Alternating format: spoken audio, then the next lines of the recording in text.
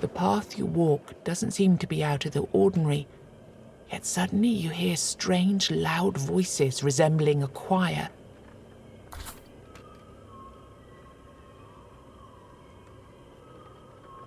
Oh, shut up, you damn parasites. Now you see them, all of them. An old lady carrying a lot of strange things on her back, and a crew of men trudging after her. All are bald and half naked. Some push a carriage filled with things you can't quite make out. Blessed be my soul, a stranger. Alive at that. Thanks to the All-Mother. She gives you a broad smile and waddles towards you.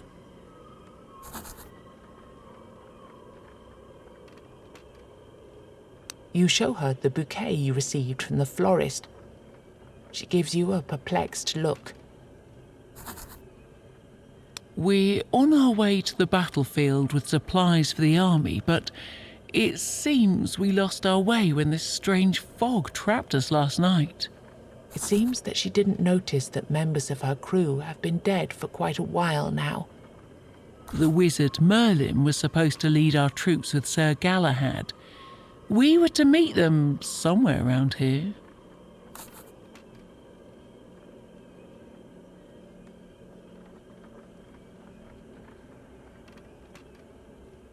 Her voice suddenly becomes cold as ice. Yes, I know that name. He kept saying that our journey is pointless, that we're heading for certain death, serving people we've never even seen. At some point, everyone was sick of him and our men were on edge, tired, starving. They threatened him, saying that if he didn't stop, he'd be the next meal. Same night, he left his spear behind and disappeared, and we haven't heard from him since. She starts rummaging for something in her bags. Here, that's the spear. I've no use for it, and frankly, the further away you take this token of disgrace, the better.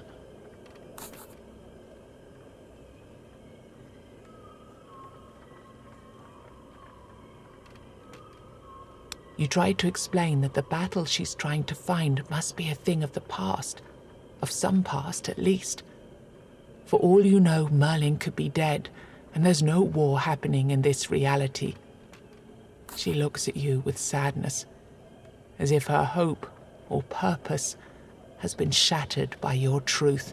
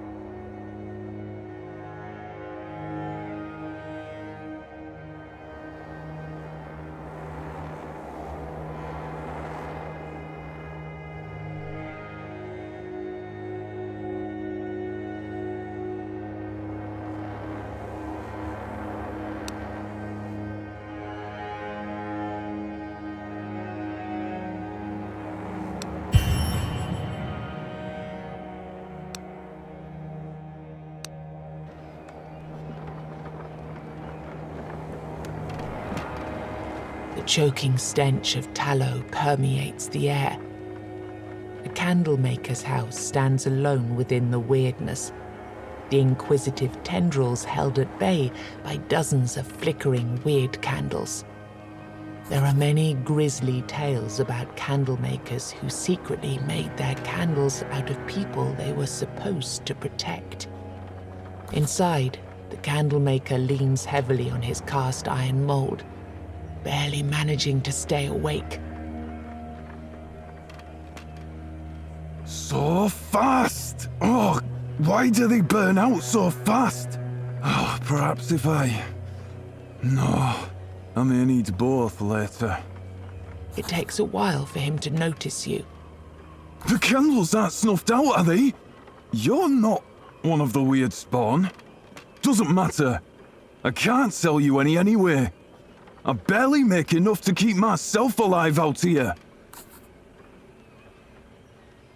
It doesn't take much to convince him. Lead the way. I'd like to be in a place where I don't have to use all my goods myself. And where the ingredients to make them are easier to obtain. His last words almost make you regret your decision.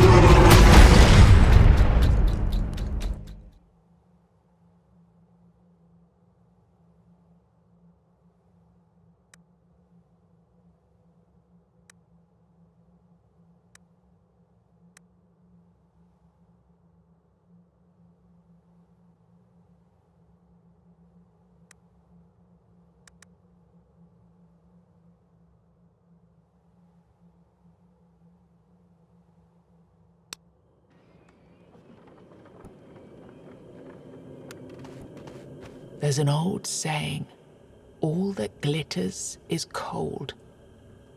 Even still, when you notice a pale, shivering light between the trees at the edge of the weirdness, you feel beckoned to follow the light deeper into the forest.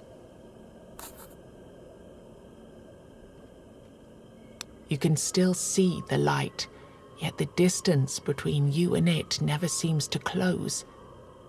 There's no telling whether it's real or a figment of your imagination.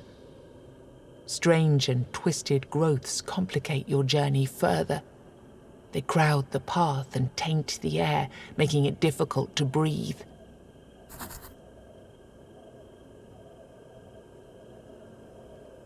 Your steps become slow and labored as weakness spreads throughout your body.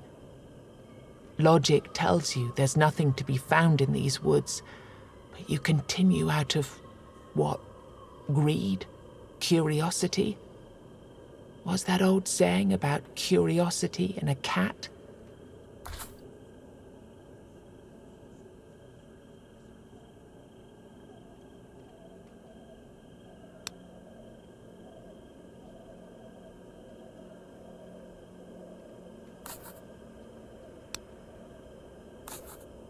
Leaves rustle, twigs snap, and suddenly a mysterious creature emerges.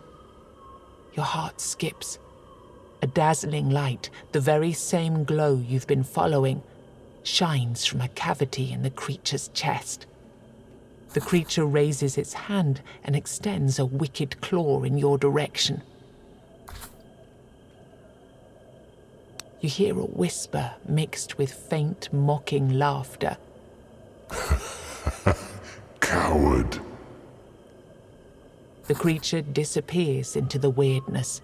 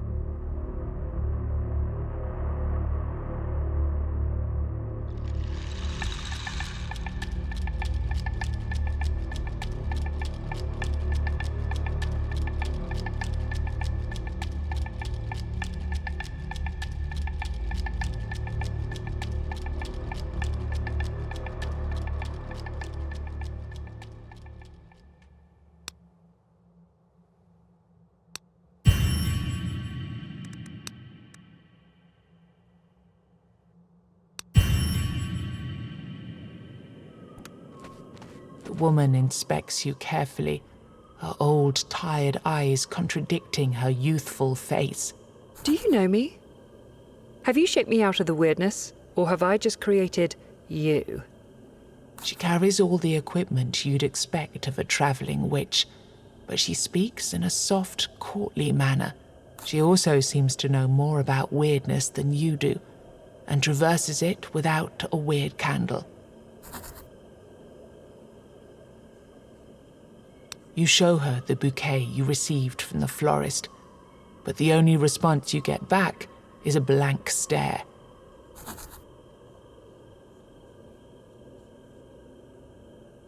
I was traveling from the colony to Mangrove Huddle when the storm of weirdness overtook me. I wandered among ghosts and echoes until my feet were sore, until I found you.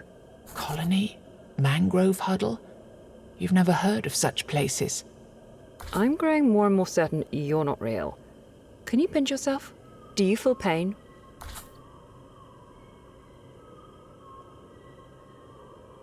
She listens to your invitation with patient condescension.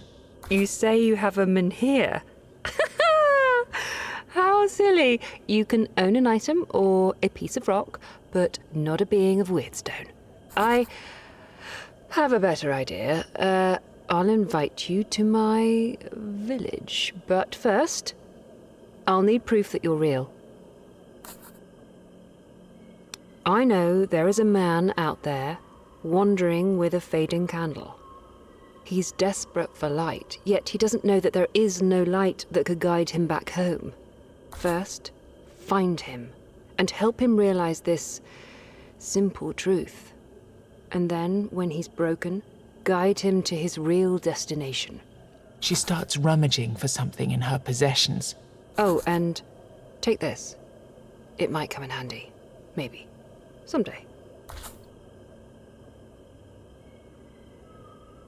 What could it be that you think you need? I have to warn you that nothing is free here.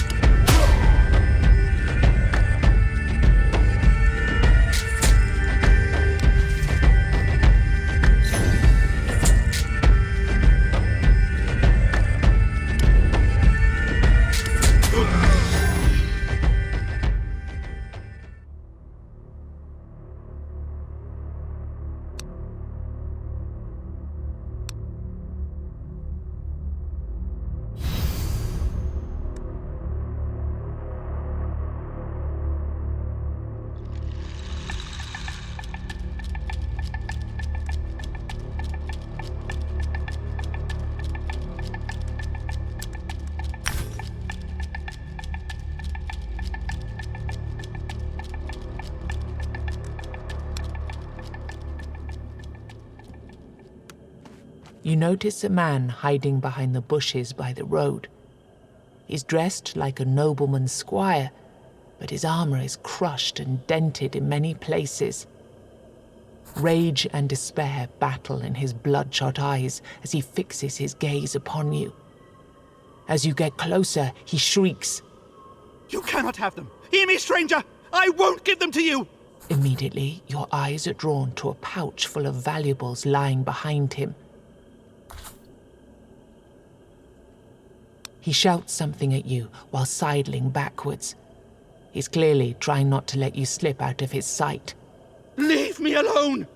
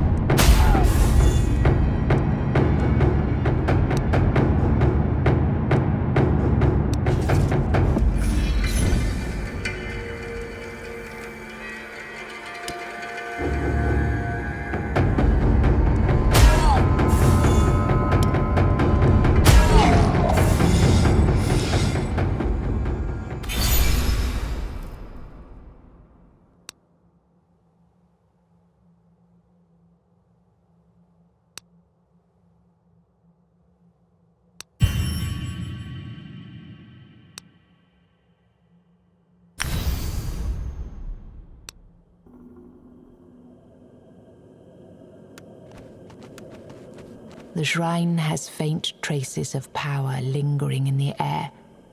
A priestess materializes out of the weirdness and asks what it is that you're looking for. You feel a strange power rising around you. Is that a faint glow over the altar, or is it just a trick of the light?